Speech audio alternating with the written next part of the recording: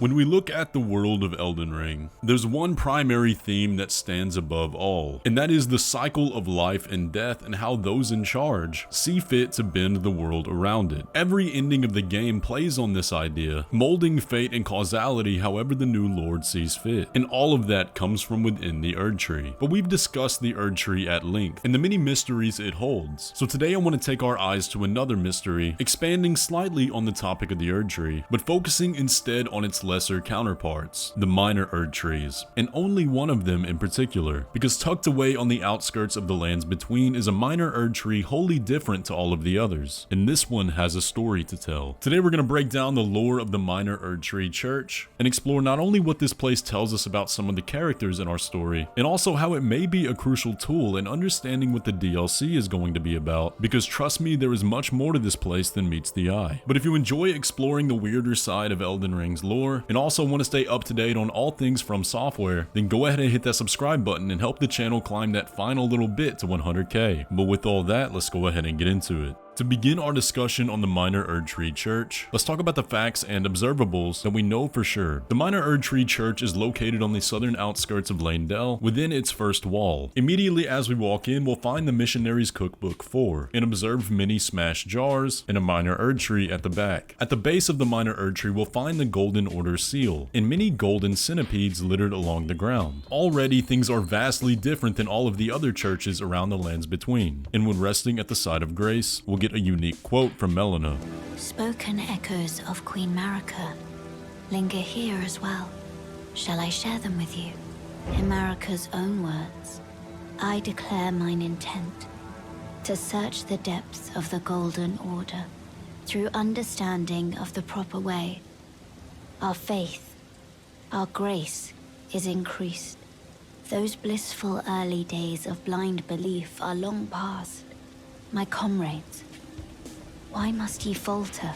And upon listening to this quote, the player receives the Outer Order gesture. And the fact that they get this here is actually very important, but we'll come back to it. Observing the major differences in this minor Erdtree, we can see that both the shape and color are vastly different than all of the other ones. Where typically the minor Erdtrees are perfectly vertical in their growth, the one at minor Erdtree Church bends and coils. We can also see that it glows yellow, unlike the others that appear to have standard bark. According to the Golden Seed item description, golden seeds did not fall from the Erdtree until after the shattering, or before they were not thought to be possible due to the Erdtree's perfection. So I think it's fair to assume that the minor Erdtrees did not show up until after the shattering. But given that this specific minor Erdtree is both shorter and thinner, we can place its birth sometime between the shattering of the Elden Ring and the Shattering War. I don't think it would come after the Shattering War, due to the church both being destroyed and abandoned. This puts us in a contextual timeline after Destined Death was sealed in the first stages of the Golden Order, before the demigods had begun to war against each other. We don't know much about this time period or even how long it lasted, but there's simply too many events in the game's story that depend on a time of peace between the demigods, when Destined Death was unsealed for it not to have happened. But again, that's context we'll reference more in a little bit. Another thing that sets this tree apart from the others is that it's not alone in the church. On either side of the primary minor Erdtree, we can see two sproutings coming out of the ground with the same bending and coloration as the main one. They're significantly smaller and therefore younger than the other one, but still full of vigor. When it comes to similarities between this minor Erdtree and others, the scattered and smashed living jars indicate that this tree also feeds on bodies. As we discussed in our last Elden Ring lore video, the imagery associated with death in Elden Ring is primarily told through water, and it's the duty of the living jars to collect the bodies and use them as water for the minor Erdtrees. If you're interested in learning more about that topic, you can check out my video on the Erdtree. But what makes this situation different than the others is that there's no Erdtree avatar here to actually smash the pots. And to me that indicates something, that the practice of fertilizing this Erdtree with bodies was abandoned. There had to be some practice that's different than the others in order to make this Erdtree so different. And I think the key to that lies in the items we can find and the quote from Melina that we played earlier. The echoes in this location talk about searching the depths of the Golden Order, and I think that's exactly what was happening in this church. The Golden Order refers to the state of the Elden Ring after destined death was removed. And during this time, we saw the rise of the practice of Erdtree burial, where the bodies of the dead are quite literally placed in the roots of the Erdtree. So perhaps the experimentation that went on here in searching the depths of the Golden Order means devising a form of Erdtree burial to the minor Erdtrees. And I think the shape of this tree implies that an alternative method was discovered.